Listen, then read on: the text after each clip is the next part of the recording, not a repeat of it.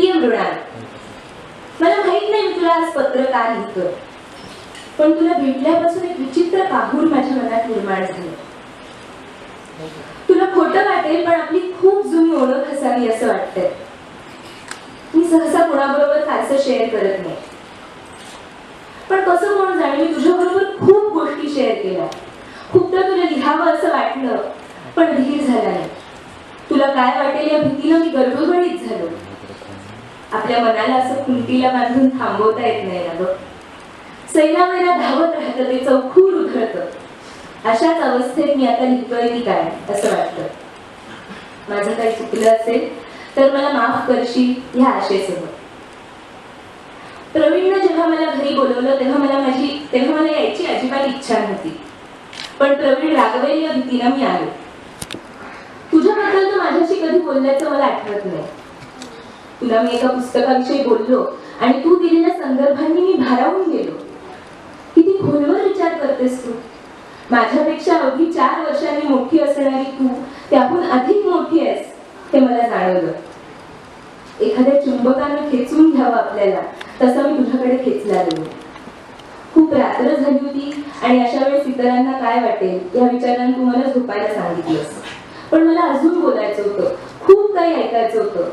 तू काय बोलतेस यापेक्षा तू बोलतेस आणि मी निव्वळ तुझ्याकडे पाहत बसलोय. हे दृश्यच मला विलक्षण रोमांचकारी वाटलं. तुला कदाचित हा माझा बालिशपणा वाटेल, पण मला वाटलं असं. शेत मी कधी पाहिलं नाही असं नाही. अनेकदा मी रानात खेळलोय, पण तुझ्यासोबत पाहण्यात एक वेगळीच मजा होती. नेमका त्या दिवशी प्रवीण बाहेर गेला होता आणि मला तुझ्याशी एकांतात बोलायचं होतं. म्हणजे चोरून बोलायचं होतं किंवा लपून छपून काही करायचं होतं असं नाही.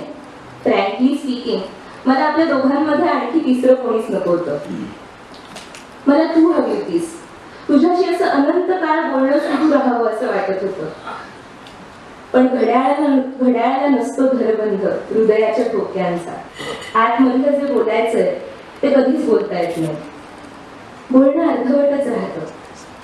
अनंत काळ जरी आपण बोलत बसलो तरी बोलणं संपणारच नाही. तू म्हणशील इतकं काय बोलायचं मला. काय बोलायचं माहित नाही, पण फक्त तुझ्याकडे पाहत राहावं असं वाटतं. सौंदर्याच्या पारंपरिक कल्पनांनुसार तू फार सुंदरच असं नाही, पण सौंदर्य हे पाहणाऱ्याच्या डोळ्यात असतं. मला तू नितांत सुंदर वाटतेस. मला फीचर्स आवडतात. खरं तर दिसण्यापेक्षा असणं अधिक भावतं, पण दिसणं हे असण्याचाच भाग असतं ना. मला तुझं असणं खूप भावलं. मला हे बोलताना खूप अपुरं वाटतंय. हातातून काहीतरी निष्ठत असल्यासारखं. पकडता येत नाही मला ते नेमकं. तुझी कविता ऐकली आणि मला तू माझ्या खूपच जवळची असल्याचा भास झाला. हो, भासच. कारण हे मला वाटतंय, तुझं त्याविषयी मत काय याविषयी मला कल्पना नाही. पदर येण्याआधीच साडीला असतो पदर ही अक्षरशः पंचलाईन वाटली मला. तू मात्र ती कविता कशी सुचलीस हे सांगितलं नाहीस. तू जाणीवपूर्वक टाळलंस हे माझ्या लक्षात आलं.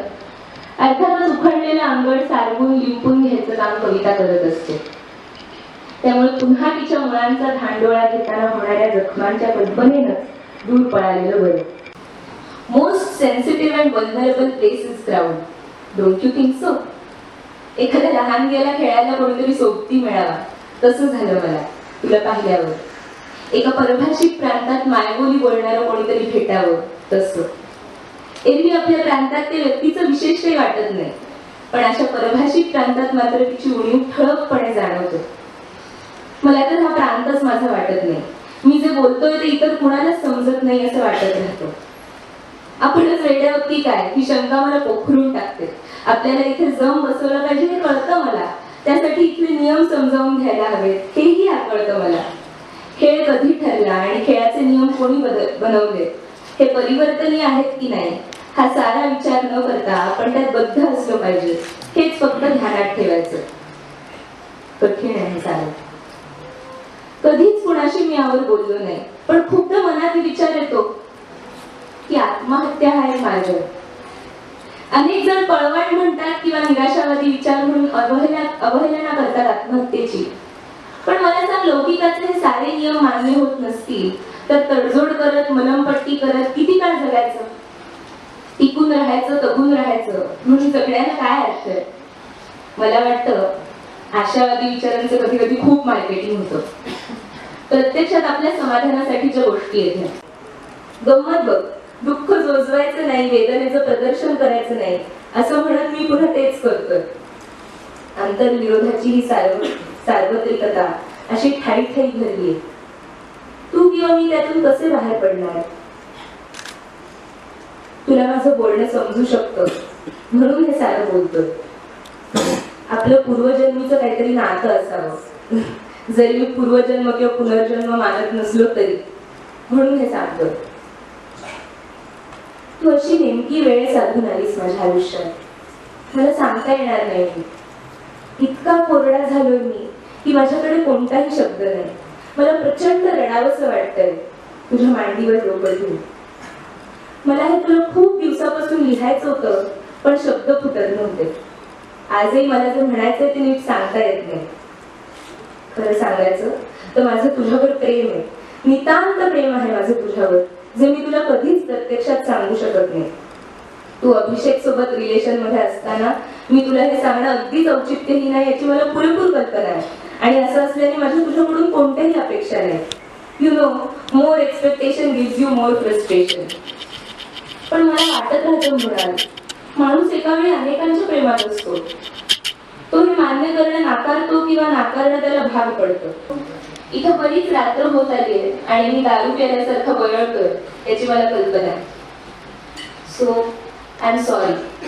मी हे बोलतोय कारण हे पत्र हा माझा आउटलेट आहे, बाकी मला काहीच म्हणायचं नाही.